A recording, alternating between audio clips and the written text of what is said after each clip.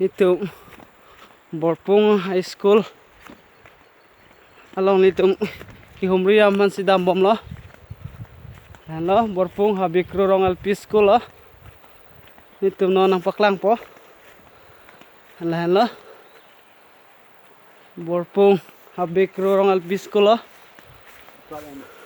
Ha? Đây khăn nó hả? Pu lang lokso. Ten SGB. Bila sing rong phara lang lida nang kiton lo. Lida thai nong pa mel lo. Lahan lo. Nili arlu tang paklam po ho. Lahan lo classroom lo. Julai thay don mar litum. Nan hello litum karbi. Atum dat kido high school lo bote lapuan. Itu mana cenek lo council tum ngalang leli tum cicini lo dex band ka film jo don mari tu jo lahan lo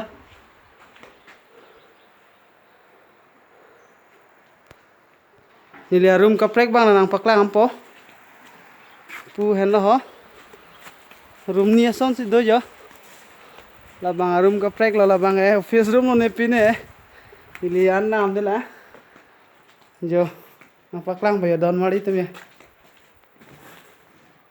lahan aja Borpung Habikru Rong LP School jo là cái lụt than bang cái bang gì sumar bang cái film đó Dex Ben cái film đó dan cái high school hen đó jo sa nung ta rong sor fi rong si rap chitu si kim tho lo sa hen apan da về je pola